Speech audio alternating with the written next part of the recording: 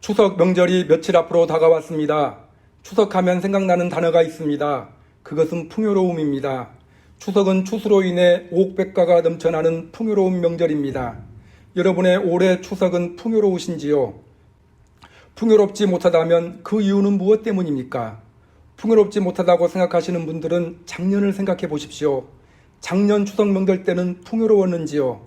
공교롭게도 풍요로운 사람은 계속 풍요롭고 풍요롭지 못한 사람은 계속 풍요롭지 못합니다. 경기가 좋아도 가진 것이 많아졌어도 풍요롭지 못한 사람은 풍요로움을 느끼지 못합니다. 그러나 풍요로움을 느끼는 사람은 외적인 조건에 관계없이 항상 풍요로운 삶을 살아갑니다. 올해와 같은 코로나19 상황에서도 지금껏 풍요로움을 느꼈던 사람은 여전히 풍요로운 삶을 살아가고 있습니다. 우리는 이 사실을 통해서 풍요로움은 환경의 문제가 아니라 사람의 문제임을 알 수 있습니다. 풍요로움은 외부 환경에서 나오는 것이 아니라 사람의 내면에서 나오는 것임을 알 수 있습니다. 아무리 외적으로 풍성하더라도 내면에 풍요로움이 없으면 풍요로운 삶을 살 수 없는 것입니다. 반면에 아무리 어려운 조건에 있더라도 내면이 풍요로우면 풍요로운 삶을 살 수 있는 것입니다. 우리는 내면의 풍요로움을 갖기 위해 노력해야 합니다. 그런데 내면의 풍요로움을 주는 필수적인 요소가 있습니다. 그것은 바로 감사하는 마음입니다. 감사하는 마음 없이는 풍요로운 삶을 살 수 없습니다. 이항의 성도 여러분, 여러분의 삶은 풍요로운지요? 여러분은 감사하는 마음을 갖고 있습니까? 만약에 감사하는 마음을 갖고 있지 못하다면 그 이유는 무엇 때문일까요? 우리가 감사하는 마음을 갖지 못하는 이유는 여러 가지가 있지만 가장 본질적인 이유는 인간의 부패한 본성 때문입니다. 인간의 범죄 이후 인간은 부패한 본성을 가진 악한 존재가 되었습니다. 때문에 우리는 문제를 만났을 때 긍정적인 면보다는 부정적인 면을 보기 쉽고 감사보다는 불평과 원망을 쉽게 합니다. 때문에 우리는 감사하는 삶을 살기 위해서 노력하고 훈련해야 합니다. 감사하는 마음은 저절로 생기는 것이 아닙니다. 감사하는 마음을 갖겠다는 다짐만으로는 감사하는 마음을 가질 수 없습니다. 감사하는 마음을 갖기 위해서 힘써서 노력하지 않으면 감사하는 마음을 가질 수 없는 것입니다. 우리가 풍요로운 삶을 살기 위해서 그리고 풍요로운 추석을 보내기 위해서 그리고 감사하는 마음을 갖기 위해서 어떠한 노력이 필요한지 오늘 본문인 시편 116편을 통해서 생각해보는 시간을 갖겠습니다. 오늘 본문인 시편 116편은 하나님께 대한 감사 고백입니다. 오늘 시편 기자는 매우 큰 어려움에 처했다가 막 벗어났습니다. 혹자는 아들 압살롬의 반역으로 궁에서 쫓겨났다가 돌아온 다윗으로 시인을 봅니다. 비록 다윗이 반역을 제압하고 복귀를 했지만 다윗의 마음은 처참했습니다. 친아들의 반역 사건이었기 때문입니다. 아들에 대한 배신감도 느꼈을 것이고 창피하기도 했을 것입니다. 감사하기 어려운 조건입니다. 그러나 시인은 오늘 시에서 감사하고 있습니다. 다윗이라는 사람 자체가 감사하는 습관이 형성된 감사하는 삶을 사는 사람이었기 때문입니다. 오늘 시편 기자가 가지고 있는 감사의 모습은 무엇일까요? 첫째로 하나님께 받은 은혜를 헤아렸습니다. 감사하는 마음을 가지려면 하나님께 받은 은혜를 헤아려야 합니다. 오늘 본문 앞에 나와 있는 1절을 보면 하나님이 내 간구를 들으심으로 5절 말씀을 보면 하나님은 은혜로우시며 의로우시며 긍휼이 많으시기 때문에 6절을 보면 내가 어려울 때 나를 구원하셨도다. 8절 말씀을 보면 넘어짐에서 건지셨도다 등등의 표현이 나오고 있습니다. 시인은 하나님께 받은 은혜를 헤아리고 있는 것입니다. 시편 기자는 하나님께 받은 은혜를 헤아려 보는 습관을 가지고 있었습니다. 아까도 말씀드렸지만 사람은 은혜와 감사의 거리를 생각하기보다는 섭섭한 점을 먼저 생각하는 속성을 가지고 있는 존재입니다. 출애굽한 이스라엘 백성들을 보십시오. 그들은 하나님으로부터 큰 은혜를 받았습니다. 하나님께서는 10가지의 재앙으로 자기들을 괴롭혔던 원수를 물리쳐 주셨습니다. 그 큰 은혜를 경험하고도 중요한 상황이 생길 때마다 원망과 불평을 했습니다. 열재앙을 체험하고도 홍해를 만나자 불평했습니다.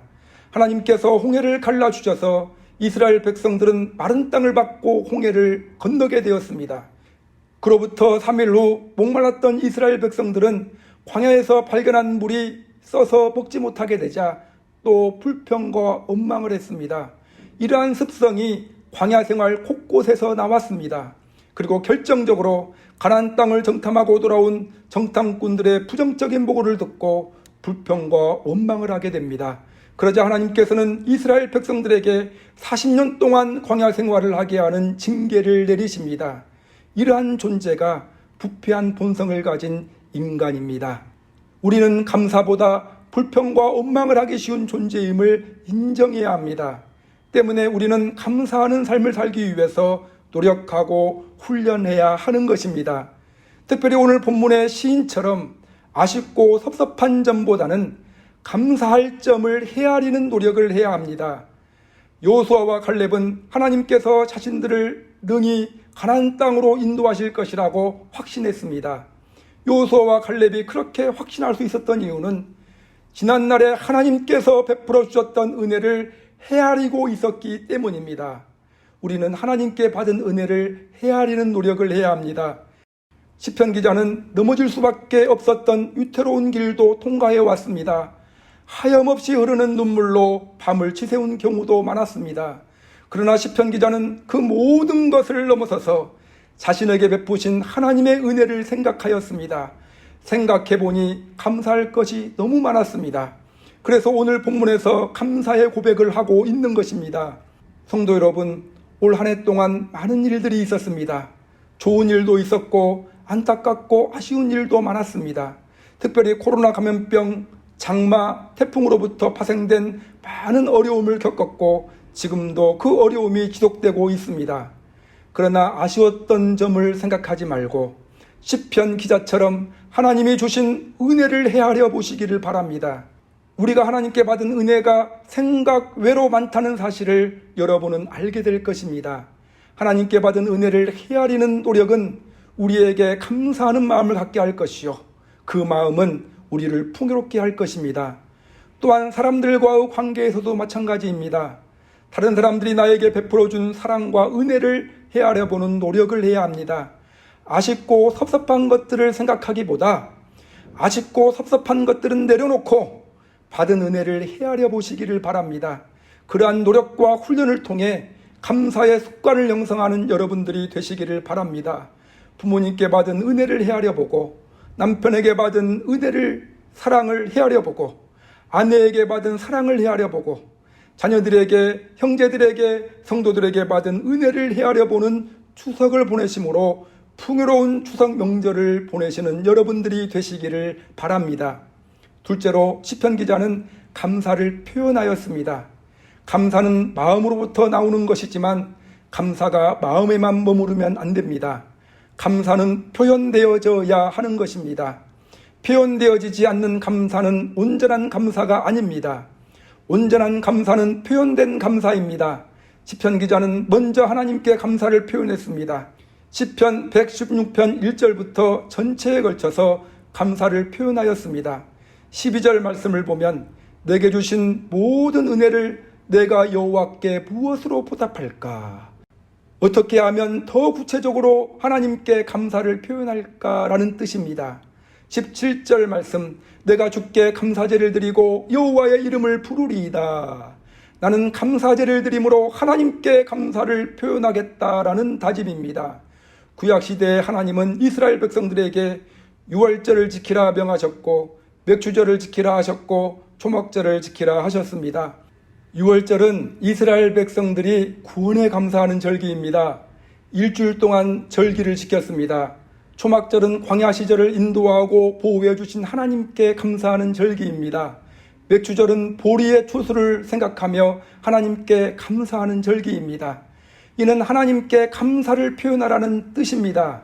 그리고 하나님은 이 절기들을 매년마다 지키게 하심으로 감사 표현을 훈련시키셨습니다.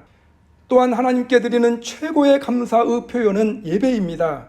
여러 번 말씀드리지만 예배는 하나님께서 인간을 창조한 목적이요 우리를 구원한 이유입니다.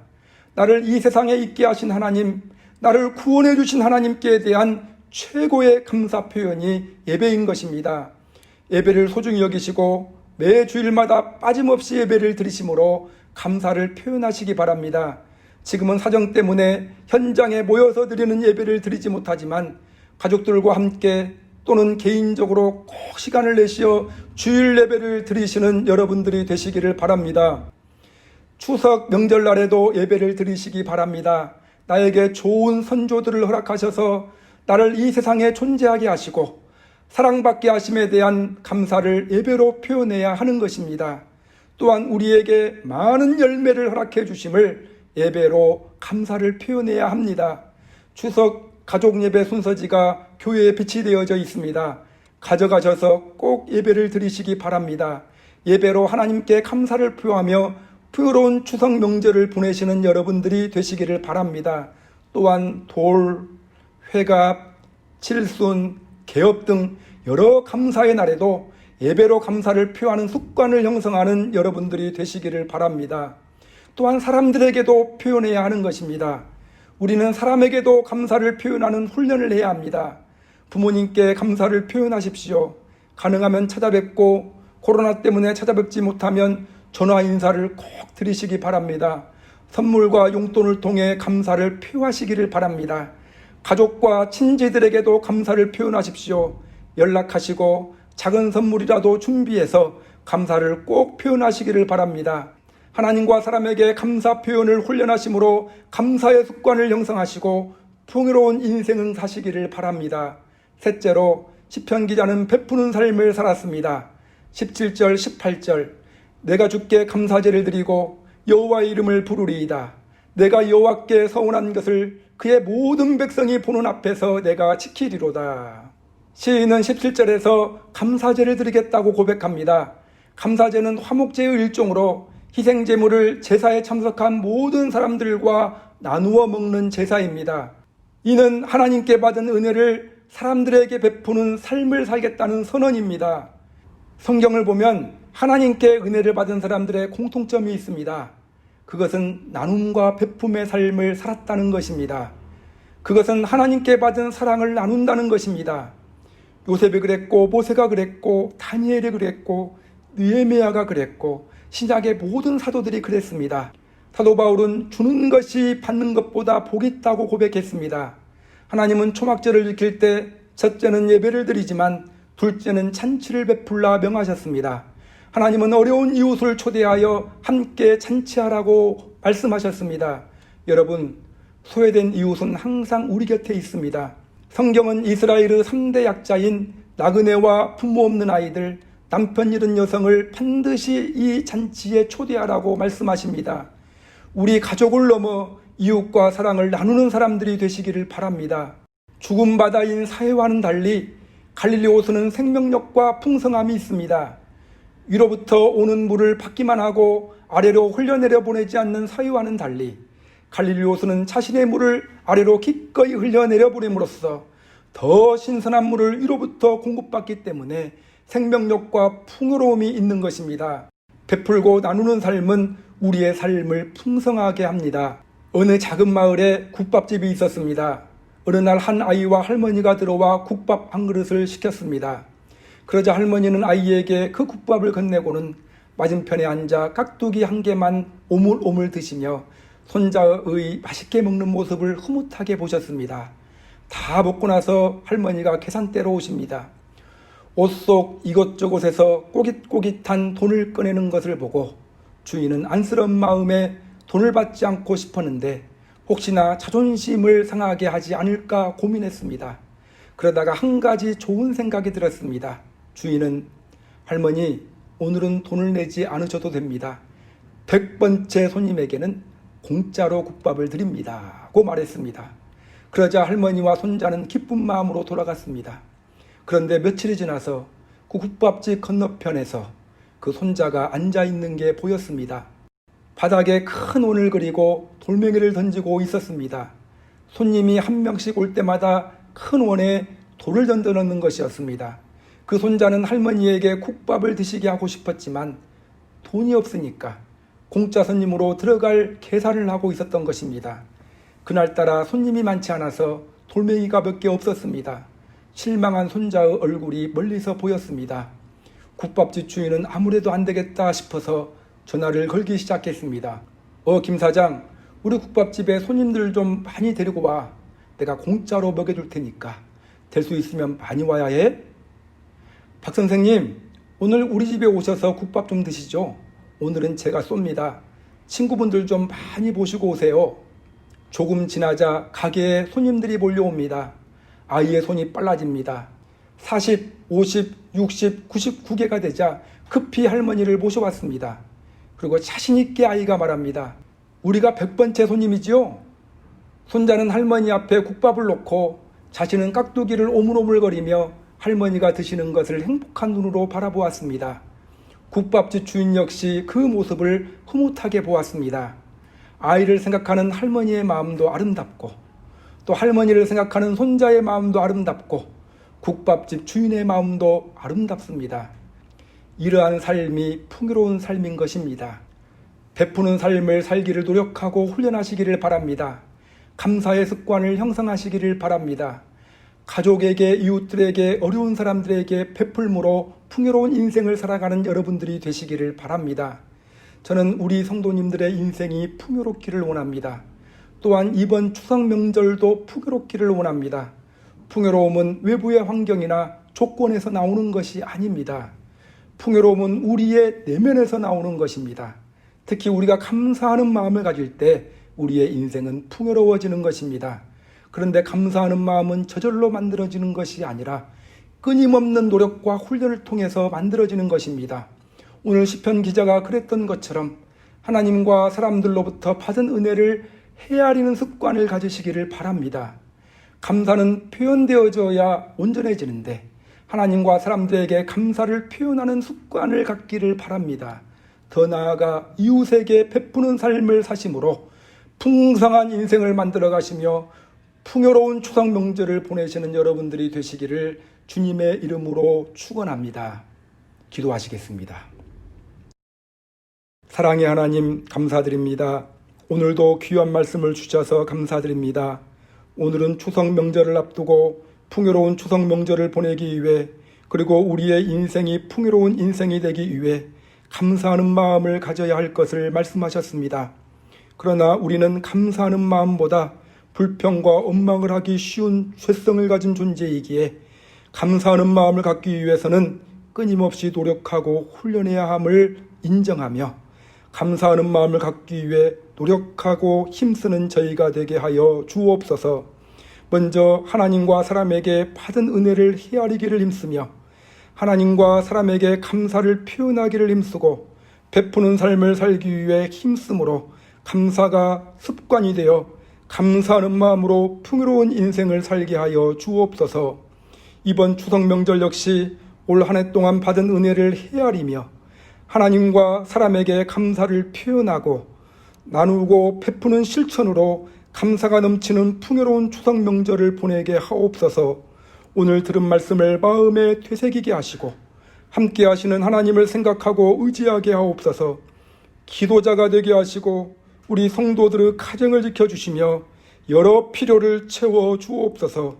우리 자녀들에게 믿음을 주시고 만남의 복을 주시며 진학과 진로의 문을 활짝 열어 주옵소서. 지금 이 시간 성도들의 영과 마음과 몸을 만져주셔서 치유와 회복의 은혜가 있게 하여 주옵소서. 이번 한 주간도 코로나 감염병으로부터 지켜주시고 교회와 나라를 지켜주시기를 원하며 예수님의 이름으로 기도드립니다. 아멘.